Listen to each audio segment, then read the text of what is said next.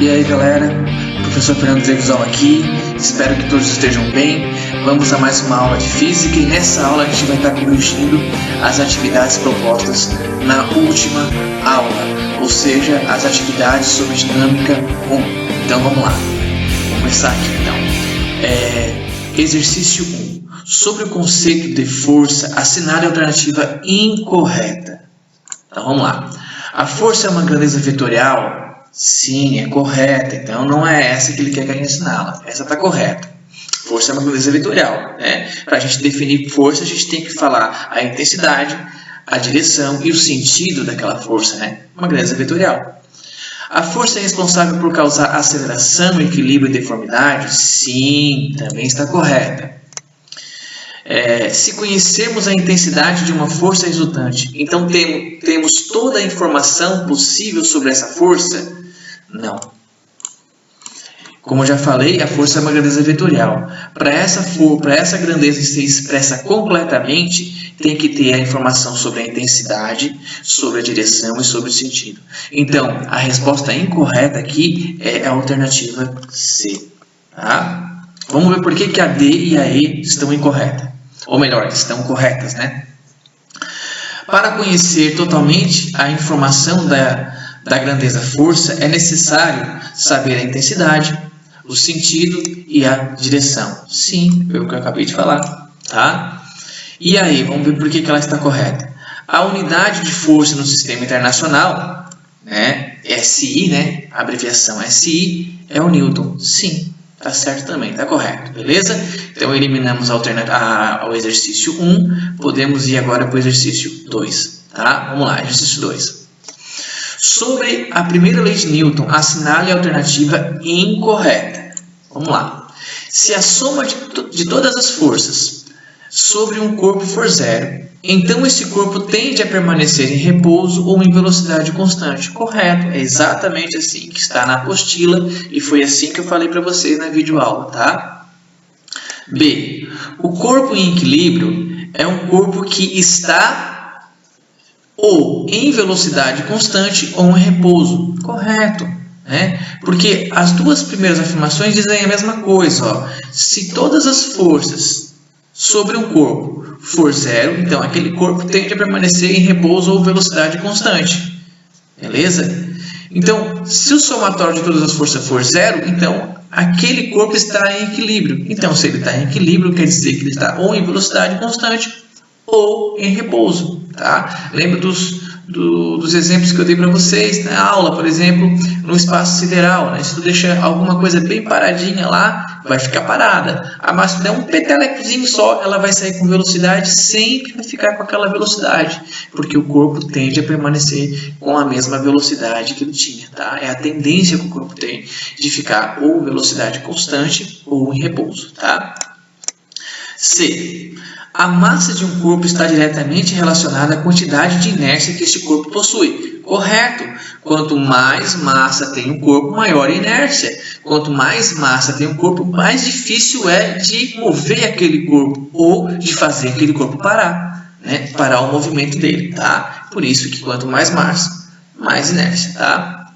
A unidade de massa no SI, do Sistema Internacional, é o quilograma. Tá certo também, tá correto. Quanto maior a massa, menor a inércia. Incorreto. Como eu já falei para vocês, quanto maior a massa, maior é a inércia. Então, se a massa aumenta a inércia. Se a massa diminui, diminui a inércia, tá? Então, a resposta incorreta aqui é a alternativa E. Agora, podemos ir para o exercício 3, tá? Sobre a segunda lei de Newton, assinale a alternativa incorreta. Quanto maior a massa de um corpo, maior é a força resultante necessária para movê-lo, caso sua aceleração resultante permaneça constante. Ou seja, eu quero que aquele corpo não mude a aceleração. Beleza? Então, se eu aumento a massa e eu não quero que ele perca a aceleração dele, consequentemente eu também tenho que aumentar a força, porque eu quero que ele continue com a mesma aceleração. Então, a massa e a força, nesse caso aqui, eles são diretamente proporcionais. O que isso quer dizer? Se a massa aumenta, a força tem que aumentar para a aceleração permanecer constante. Então, olha o que acontece aqui, ó. Quanto maior for a massa, maior é a força. Então, está correta, essa está correta. Beleza? Vamos ver a alternativa B. Se um corpo cuja força resultante sobre ele é constante aumentar a sua massa, então a sua aceleração aumentará. Então tá, temos um corpo e sobre esse corpo a gente tem uma força que é constante. Então imagine o seguinte, uma pessoa empurrando um Fusca e aquela pessoa exerce 100 Newton de força, sei lá, um exemplo aqui, tá? De repente aquele Fusca tinha só um motorista e de repente naquele Fusca entram agora mais 5 passageiros naquele Fusca, fica com mais massa o Fusca. A pessoa continua empurrando com a mesma intensidade de força, com 100 Newton. O que vai acontecer? A aceleração vai diminuir, porque tem mais massa naquele Fusca. Então, o que acontece? Se a massa aumenta, a aceleração diminui. Então, o que está dizendo aqui? Ó? Se a força é constante, se aumentar a massa, a aceleração vai aumentar. Está errado. Se aumentar a massa, a aceleração tem que diminuir. Então, a alternativa incorreta aqui é a B. Quanto maior é a força resultante sobre um corpo, maior é a sua aceleração resultante, caso a massa permaneça constante. Então, por exemplo, um carrinho de supermercado. Tu coloca uma caixa de leite naquele carrinho. Então, tu empurra aquele carrinho com 20 newtons. Então, tu empurrou aquele carrinho com 20 newtons, tu vai provocar uma aceleração. Se tu empurrar agora aquele carrinho com 40 newtons, tu vai provocar outra aceleração e, claro, uma aceleração maior, porque tu agora empurrou com mais intensidade de força. Então, quanto maior a força, maior a aceleração quando a massa permanece constante. E a gente não mudou a massa que estava no carrinho. Ficou sempre aquela caixa de leite, né? Ficou sempre com aquela massa, né? Então, quanto maior a força, maior a aceleração. Vamos ver se é isso que ele falou. Ó, maior força, maior aceleração. Então, essa também está correta. Entendemos por que ela está correta. Vamos ver por que a D está correta. Quanto maior é a aceleração resultante de um corpo, menor é a sua massa, caso a força resultante sobre ele seja constante. Correto. Essa está correta. Na verdade, essa corrige o item B, né? O item B falou que se a gente aumenta a massa, a aceleração também vai aumentar. E aqui estava incorreto isso. E aqui está dizendo, ó, quanto maior a aceleração, menor é a massa. E agora aqui está correto. A explicação do item B explica por que a alternativa D está correta. Então está aqui, está correto também. Beleza? E vamos ver por que a alternativa E está correta. A força resultante é diretamente proporcional à massa e à aceleração resultante. Está certo também. Porque, ó, se aumenta a massa, isso quer dizer que tem que aumentar a aceleração, tem que aumentar a força. Certo? E se aumenta a aceleração, também tem que aumentar a força. E isso está escrito aqui na equaçãozinha da força da segunda lei de Newton. Força é igual a massa vezes a aceleração. Então, se eu aumento a massa, consequentemente eu aumento a força. Se eu aumento a aceleração, consequentemente aumenta a força também. Então, a força resultante é diretamente proporcional à massa e à aceleração resultante. Isso quer dizer o seguinte, se a força aumenta, a massa aumenta. Beleza? Se a massa fica constante, a força aumenta, então a aceleração vai aumentar. Então, aqui terminamos o exercício 3, vamos para o exercício 4. Sobre a terceira lei de Newton, assinale a alternativa incorreta. A alternativa A. A força se manifesta através de um par de forças. Correto, é exatamente isso que diz a terceira lei de Newton. A força se manifesta por pares de forças, tá? Por um par de forças. Então, quando tu tem, por exemplo, uma força, essa mão está empurrando a outra mão.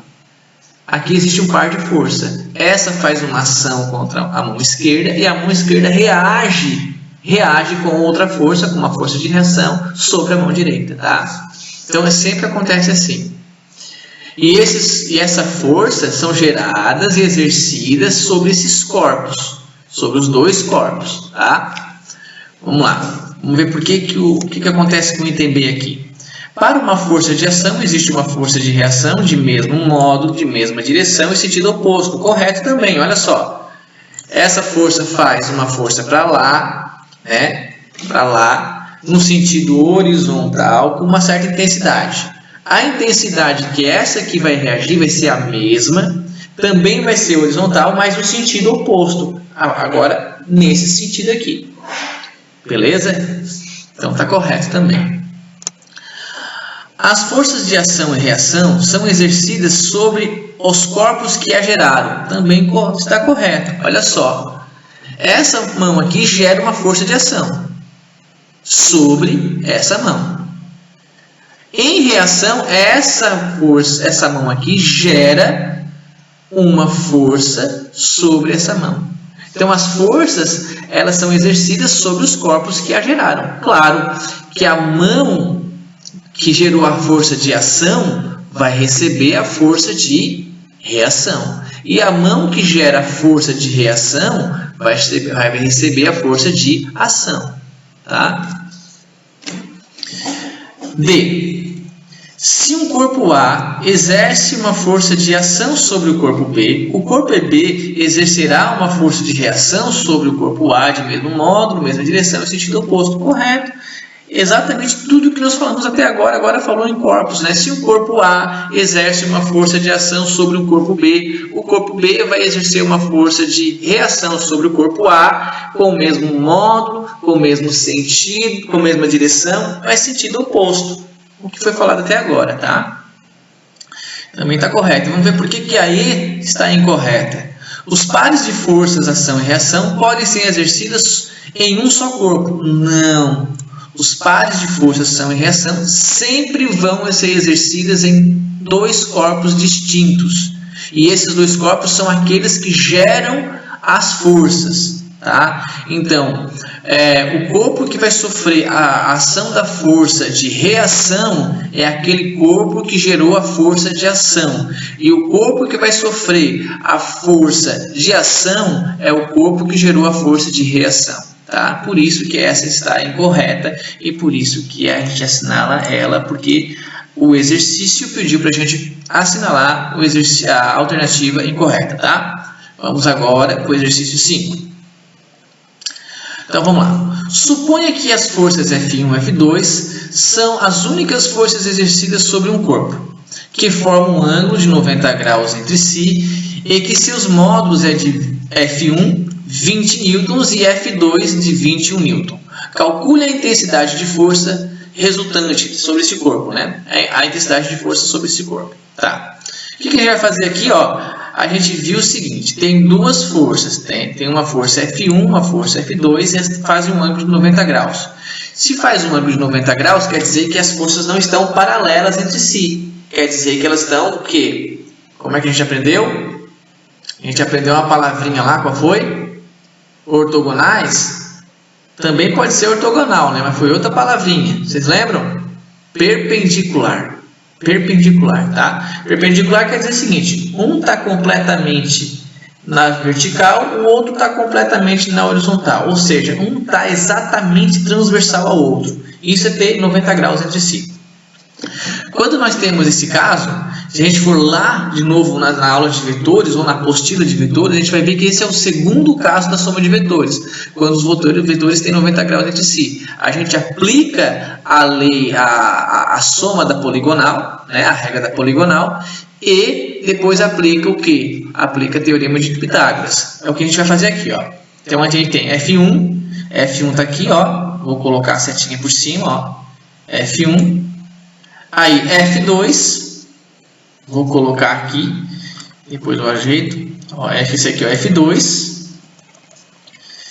Então, somei F1 e F2, como? Colocando a origem de um vetor na extremidade do outro. Quem é o vetor resultante? É um vetor construído desde a origem da soma até a extremidade da soma. Está aqui o abençoado do vetor resultante. Deixa eu mudar a tinta dele aqui. Vou botar como preto. Esse é o vetor resultante. Tá?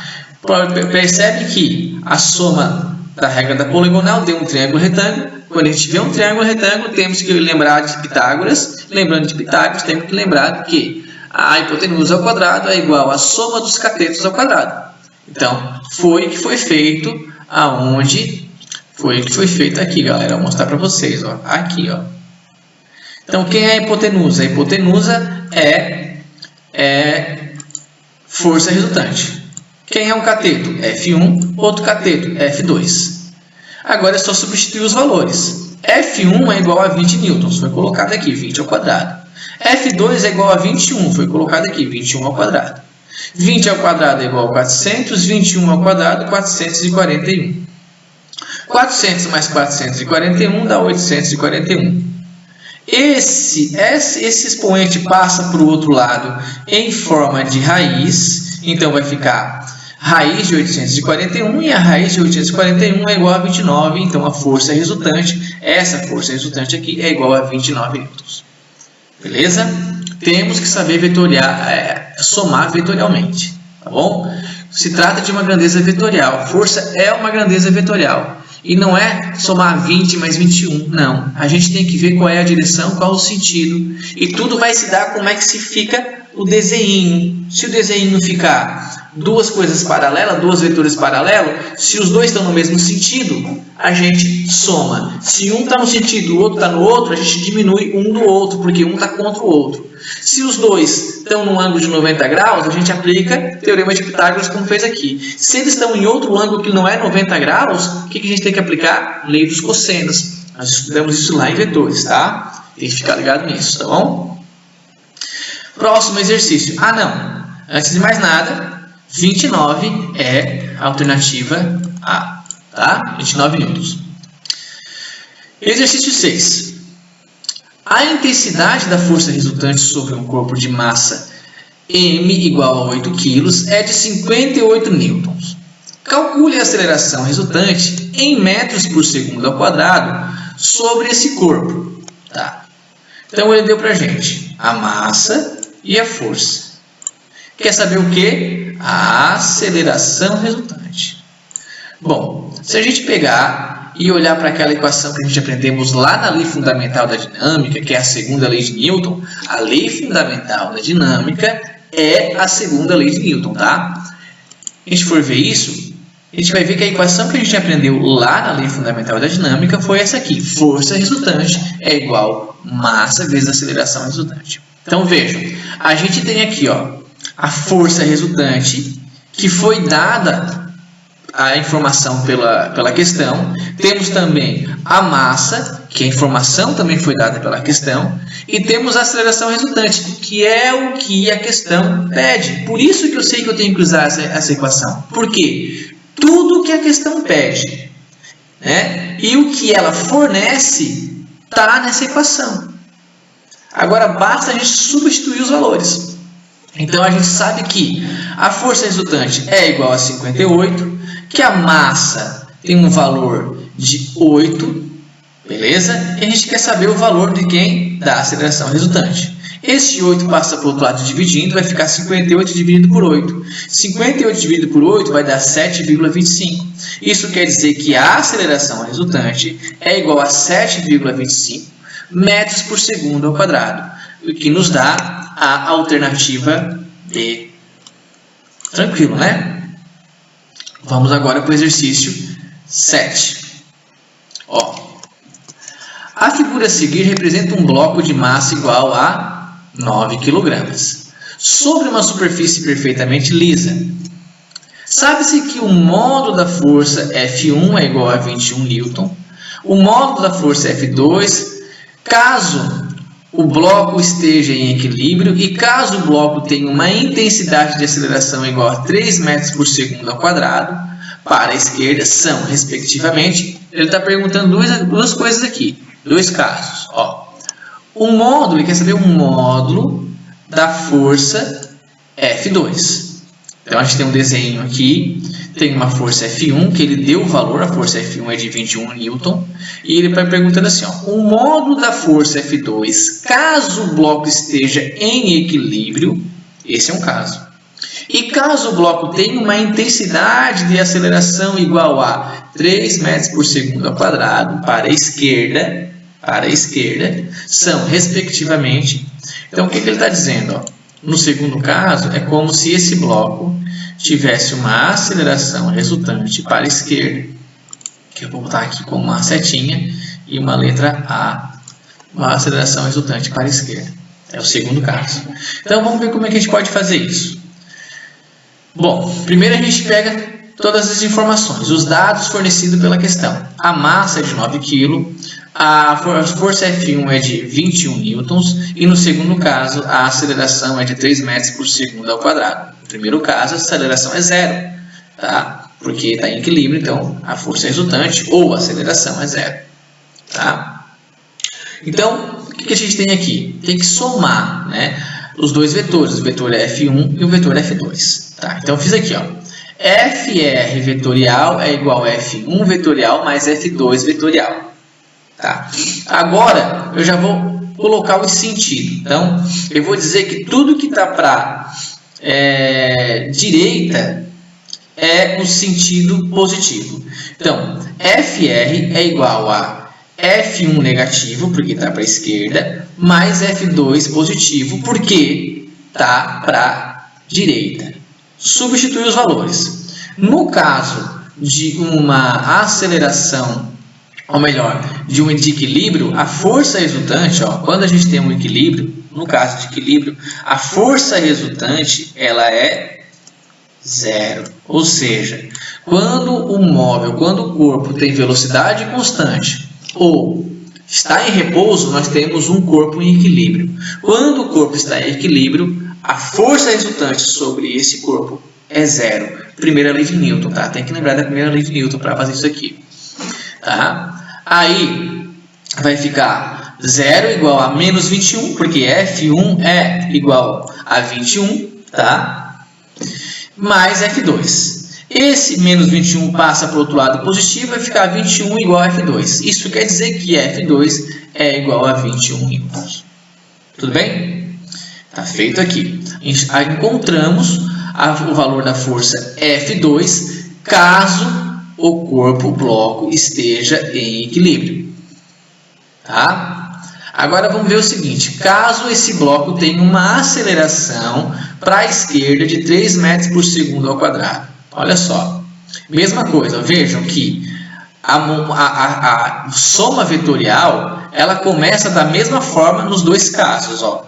Eu comecei a soma vetorial igual aqui, ó, um igual ao outro. Ó.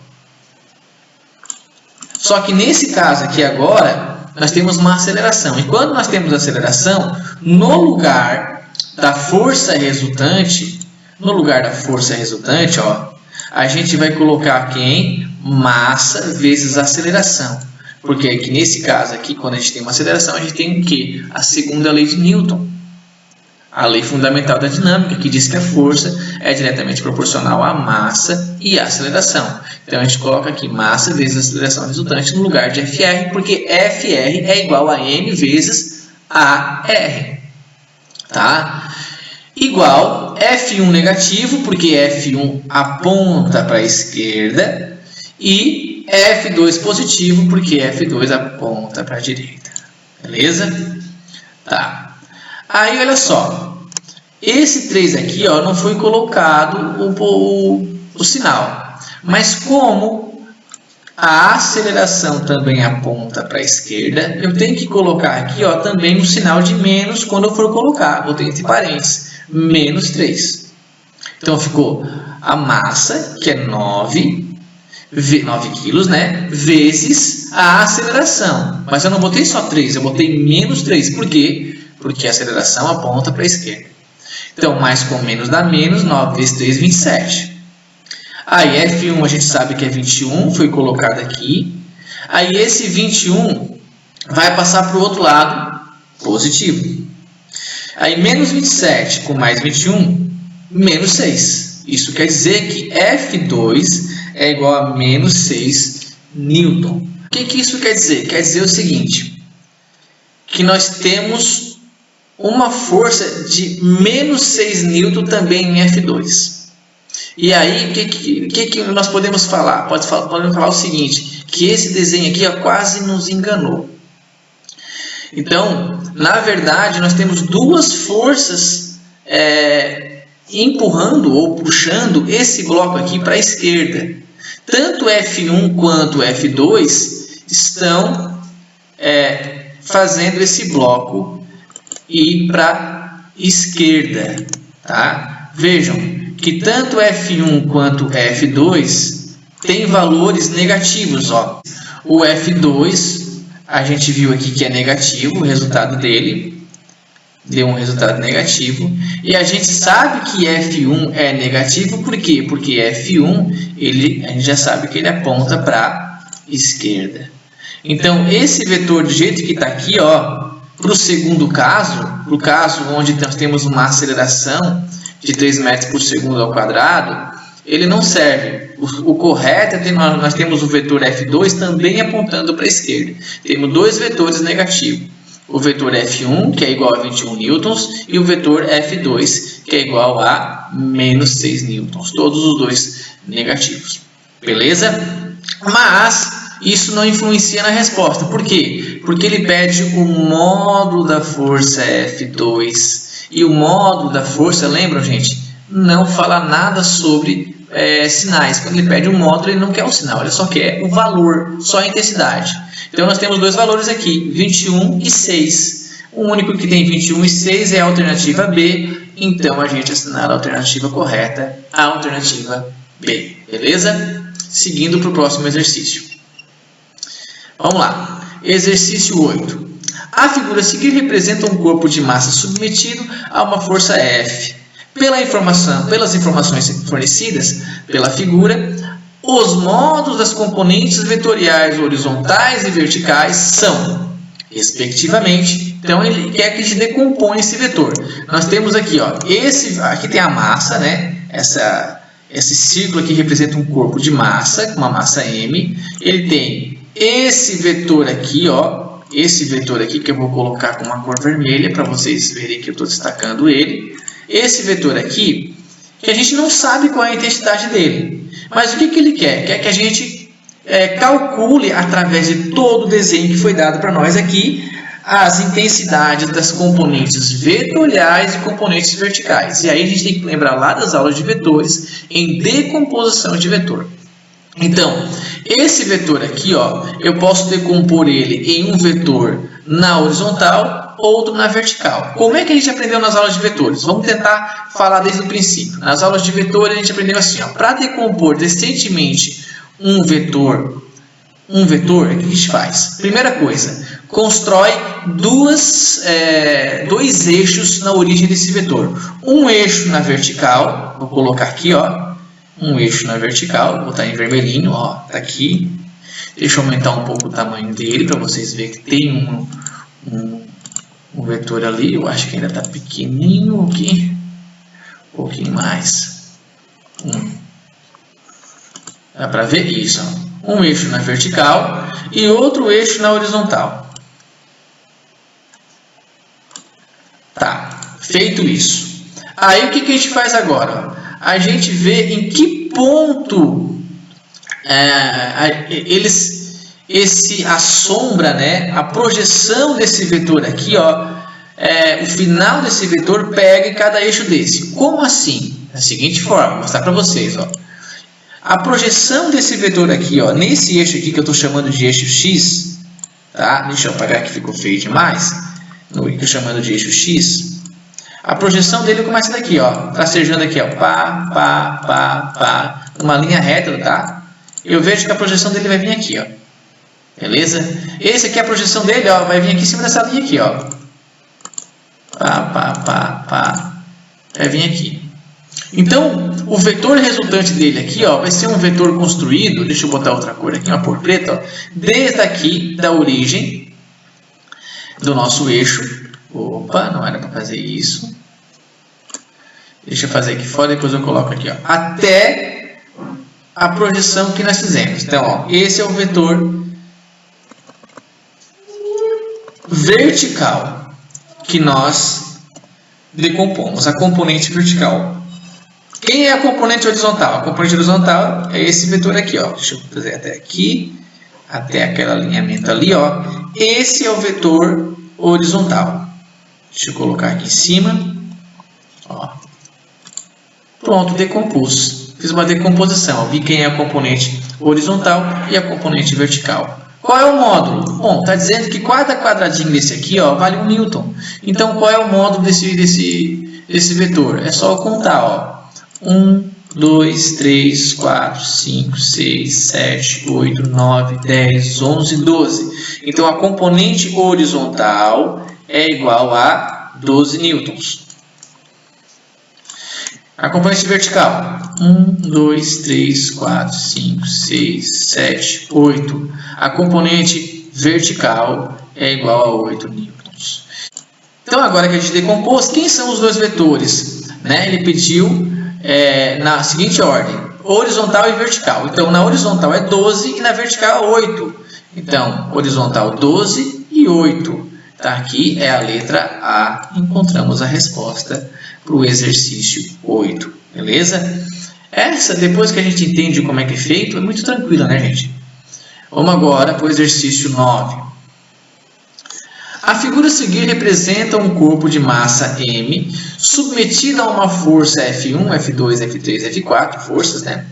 Assinale a alternativa que melhor expressa a direção e sentido da força resultante. Ele não está pedindo quanto que é a força resultante. Está pedindo o seguinte, qual é a direção e o sentido. O que a gente vai fazer aqui? Regra da poligonal. Como? Vamos fazer o seguinte. Vou começar por aqui e com uma cor destacada aqui, vermelho, para a gente não confundir. Então, eu vou começar por aqui. Olha só, esse vetor aqui, ó, tem 1, 2, 3, 4, 5 unidades de tamanho. Então, eu vou fazer 1, 2, 3, 4, 5 unidades de tamanho. Beleza? Mas, tá, então eu fiz o vetor F3. Esse vetor aqui, o F3. Tá? Vou somar F3 mais F4. Então, vamos lá. Deixa eu pegar aqui a seta F4. Ele vai 3 para baixo e 3 para o lado. Então, vamos colocar aqui. Até vou fazer num lugar diferente para depois encaixar. 3 para baixo e 3 para o lado. Não foi isso? Então, agora eu encaixo aqui. Certo? Agora, vamos ver o F1. O F1 é 5 para o lado esquerdo. Então, o que eu vou fazer? Ó, 1, 2, 3, 4, 5. E coloco a origem dele bem na extremidade desse outro aqui, ó, do F4. E por último, a gente vai ter quem? Um F2, que ele é 1 para a direita e 4 para cima. Estão vendo? Ó? O F2 vai ter esse formato aqui, ó. 1 para a direita e 4 para cima. Não é? Pego ele, a origem dele, e coloco na extremidade do F1. Tá aqui. Vem aqui, ó. Tá? Vem aqui. Quem é o vetor resultante? O vetor resultante é o vetor construído desde a origem da soma. A origem da soma nossa está aqui, ó. Nós começamos aqui, ó. Até, aqui está a origem da soma. Até a extremidade da soma. A extremidade da soma está aqui, ó. Então, vamos fazer esse vetor resultante. Vou fazer com uma cor diferente. Com uma cor preta. Deixa eu voltar lá. Escolher o vetor. Colocar uma cor preta. Ó, o vetor resultante, ó, desde a origem. Deixa eu fazer aqui fora e depois eu encaixo lá. Ó, desde a origem até a extremidade da soma. Vou encaixar lá. Ó. Um vetor construído desde a origem até a extremidade da soma. Bom, agora que a gente construiu o vetor resultante, o que a gente pode dizer? Primeira coisa, ele não é horizontal. Né? Ele é um vetor oblíquo. Então, a gente já pode eliminar algumas das alternativas. Ó.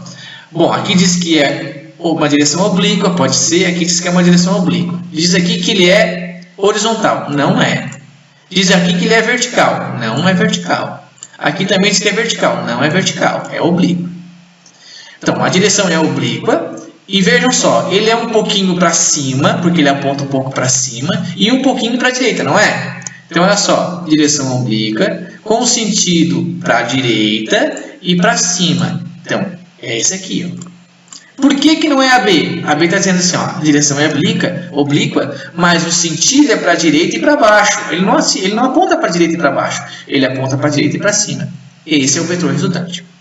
Tá? Aplicando a regra da poligonal, a gente encontra a direção e sentido desse vetor. Beleza, galera? Então tá, eliminamos o exercício 9, vamos para o exercício 10. Vamos lá. Um carrinho de supermercado cheio de compras, aqui era para ser um A, pessoal, tem a massa total de 44 kg. Nos instantes iniciais que a pessoa começou a empurrar o carrinho, foi constatado que o mesmo adquiriu uma aceleração resultante de 0,25 metro por segundo ao quadrado. Determine o módulo da força resultante sobre o carrinho. Bom, então as informações dadas, a massa do carrinho e a aceleração resultante. Temos a massa do carrinho, temos a aceleração resultante. E ele pede para a gente calcular a força resultante, nós temos apenas uma equação que tem essas três informações. Qual é a equação? A equação da lei fundamental da dinâmica, que está aqui. Pegando essa equação, a gente faz o quê? Substitui os valores. Então, a gente sabe que a massa é de 44 kg e que a aceleração é de 0,25 metros por segundo ao quadrado. Então, 44 vezes 25 é igual a 11, ou seja, 11 newtons. Chegamos ao nosso resultado. Quem é a nossa alternativa correta? A alternativa C. Pessoal, terminou aqui a nossa videoaula de correção. Fiquem bem e até mais. Valeu!